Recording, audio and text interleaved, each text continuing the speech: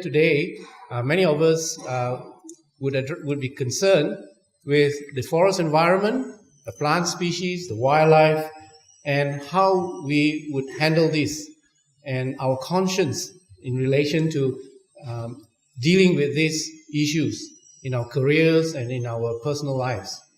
What is undeniable is that we live in an age where we encounter essential modernization, which unfortunately tends to be destroying the forest ecosystems and nature, all in the name of progress and economic development.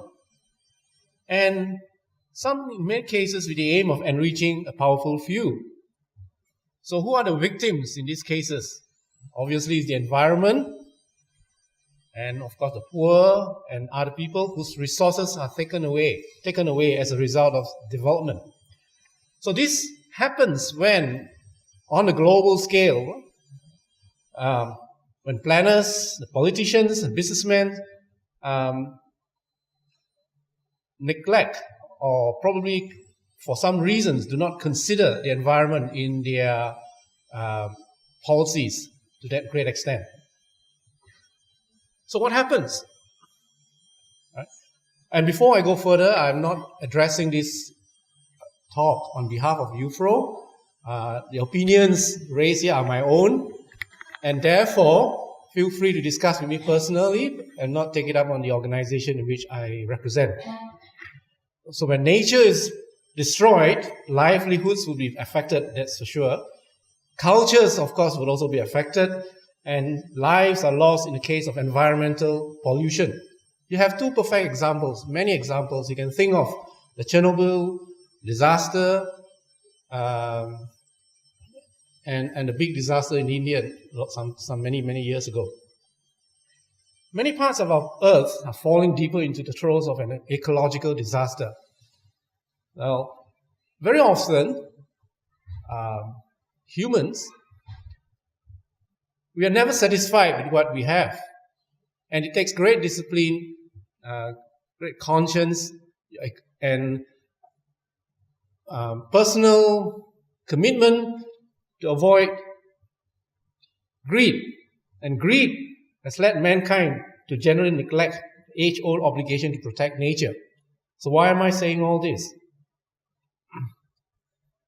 So, despite all this, our human experience over the ages and among civilizations, there has been, and we must not forget, that there has been an awareness, a sensitive awareness of the delicate balance that has to be maintained between man and nature. So this is things that we often carelessly or accidentally forget when we deal with important issues to keep ourselves sustainable. So religions and philosophies have been around for many ages, and we tapped into those philosophies, and they bestow traditions of appreciating the complexities in the relationship within nature and between man and nature. So we have, or we may not have, religions, or we have philosophies that we have been bestowed it since young, and they all teach us on the necessity for natural resources to be nurtured to sustain man's continued existence. So, important issue is to strive for environmental stability and the sustainable use of natural resources. These are the cradles for development of humanity and civilization from these religious and philosophical traditions. Well, regardless of our religious beliefs or philosophical beliefs, all these philosophies, they exhort their followers to take good care of the environment. Okay?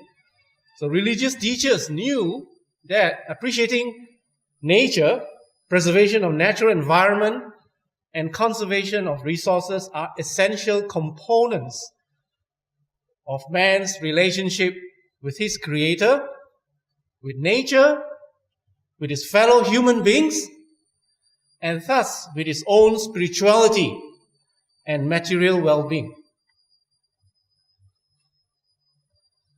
So, to expand it further, the strong links between man and nature as depicted in many major religions are traditions must in no way be regarded as regressive. Having a religion, having such a philosophy should not be regarded as being regressive traits in the respective society. They are part and parcel of scientific advancement. Okay? So many religions in the past, and I quote a few examples, there's the concept of man and nature permeated thinking and led to development of many sciences. So religions do have a role in the development of science and the development of our well-being. So they're not negative concepts, but a lot of it has to be revitalized and reconsidered in the way we handle policies in the future. So the science are also integrated in their respective beliefs and traditions. So it's okay to call upon your beliefs when you practice things that will benefit mankind. So, man's religious duty to conserve natural resources and protect the environment. These are the common grounds of the various philosophies and religions that we have in this world. And the other common ground is exhortations of religions to love, to show compassion, humility, understanding. These have considerable implications in the way we regard natural resources and the way we manage these issues. So we need an ecological equilibrium. It is a consequence of the dictates of the religious values of man's use and care for nature. So we have to be in harmony with nature whenever we make decisions that impact upon the environment. And it is a manifestation of man's harmony with his creator. So man is not allowed to exploit nature mercilessly, but instead to promote sustainable use of nature's elements. The keyword, the buzzwords, has to be sustainable use. Sustainable use of whatever resources that you have been tasked to manage. In our case here, we talked about the wood resources, the forest products resources, and also interlinked with it is the resources of the forest, without which the link is broken easily. So these further examples of what religions tell us, can teach us, the man generally has detached himself from his natural surroundings, and unfortunately, by neglecting these principles and traditions, he has perceived his role as that of a dominator or a conqueror of nature.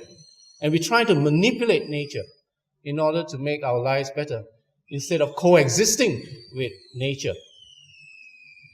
So man creates an environment, unfortunately, where scientific technology is secularized.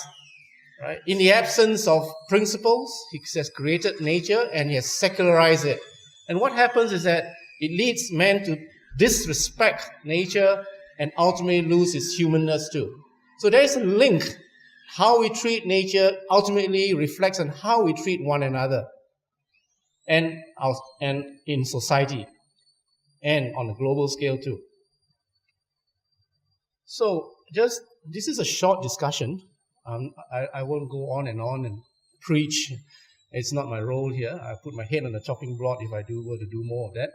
But I would like to, this is the last slide of the talk, and I will take an opportunity to show you a bit more about what I do in my profession on behalf of UFRO. So the last slide here is that the humanness of life depends above all on the quality of man's relationship with his creator and to the rest of creation. The rest of creation is what we have on this earth. So there is a quote here. To the winds and to the stars, to the flowers and the beasts, to smiling and weeping humanity. This is its obligation. Now, I would like to digress a little bit to reflect on why this event has been held.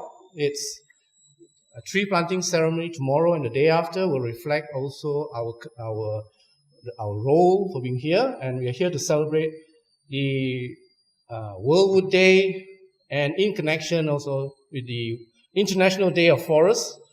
And UFRO is a proud co-sponsor of this event, and this event has been organized by the International Wood Culture Society.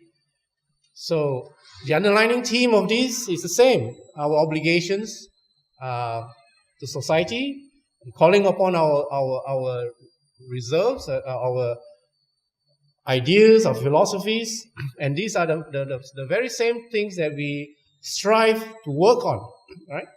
As groups, as societies, as individuals. So these are the things that I will outline here. We have to respect, protect, and manage natural forest ecosystems. There are groups of people concerned with conserving the biological diversity of ecosystems, mainly tropical forests that are under threat these days, and deal with wildlife and other fauna.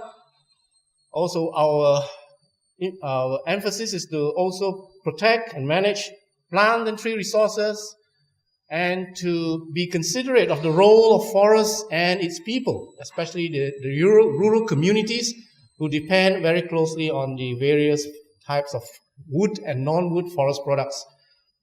And sustainable utilization of forest resources that equates to the sustainable utilization of forest products. Embrace sustainable wood culture. Okay? Wood is good if it's sustainable. Sustainable embrace of forest culture, and forest culture and wood culture goes hand in hand. So, academically, developments of science in the area of forestry and timber science is very important. It is there to help make our lives better, and it shapes our well-being with scientific development. So what is UFRO's role? I'm a coordinator of the Division 5 of UFRO, and I would like to share with you what the non-governmental organization, which is the International Union of Forest Research Organization, what it can do to benefit the society as a whole. So, I mean, some of you here have heard of UFRO for the first time, and I will take this opportunity to briefly outline to you what it does and what it can do to create a sustainable forest environment and sustainable future for people involved with forests. It is a non-profit organization. It's a network, international network of scientists, a vast international network of scientists representing several countries, and several universities and forest research institutes around the world. Its aim is to bring together these groups of scientists and organizations related to forestry research and to promote global cooperation of forest-related activities. It enhances the appreciation of the ecological, economical, and social aspects of forests and trees. So UFRO's role also involves dissemination of information, vital information related to forestry and forest management and forest products utilization to the community. They can use this information and make things better with the results and promote further cooperation in scientific research. Contribute to forest management in different regions. It contributes to formulation of forest policy, and the specific forest policies of UFRO strengthens research for global benefit, international cooperation. That's the most important aspect of UFRO, international cooperation between different peoples and different organizations. And in the process, it promotes cross-boundary communication. I belong to the Forest Products Division. It's a division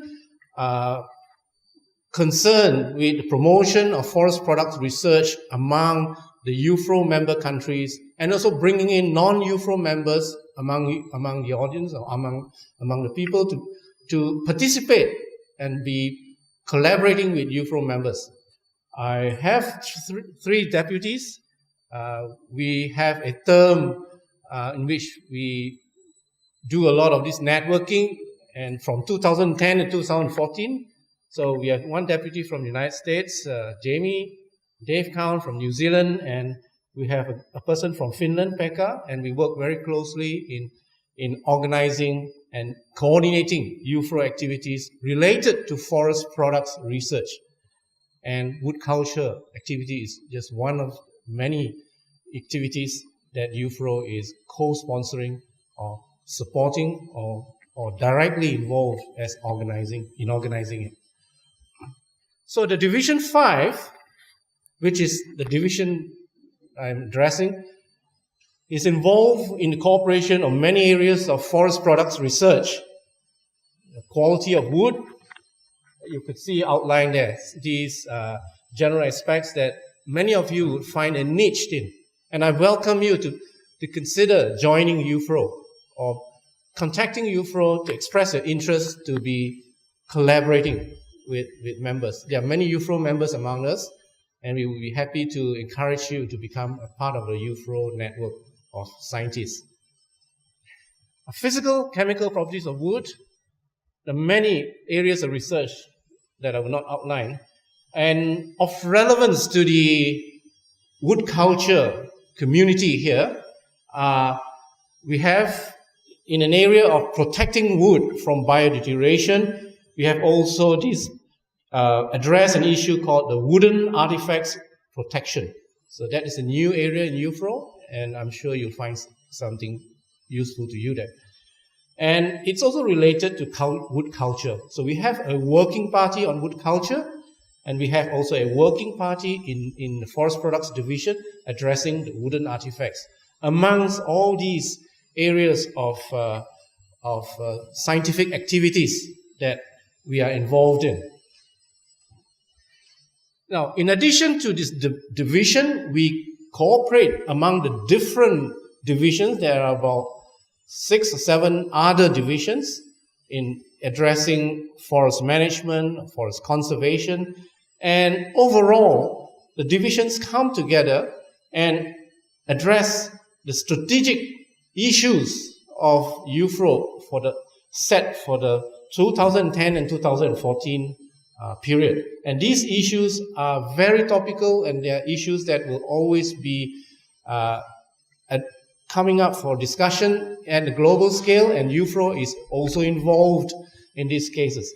The biodiversity conservation, the role of forests and climate change, forests for people, the indigenous, rural community, and how their lives are affected with the change of forest management, and how we need to consider people when we manage forests, not just for products. Forest bioenergy, the resources for the future, forest and water relations, forest and human health, and forest science education. So all these issues are addressed in various situations, in various scientific big cooperative forest bodies, and UFRO is taken on these issues as well because they are very important on a global scale. The International Wood Culture Society has done a lot to promote awareness of culture, that wood is good, and I thank the IWCS for giving me an opportunity to address, not as a keynote, but also to speak on other issues that are of relevance. And towards the end of my talk, as I said, we have an active working group on wood culture, and these are the members of the working group. Howard Rosen, who takes the lead of this working group, so do talk to him if you like to know more about how you can get involved in this working party on wood culture. So at the end of my talk, I would just say that certainly UFRO as an NGO do support the World Wood Day, and in connection also the International Day of Forests that will be held tomorrow. So with that, I thank you for listening.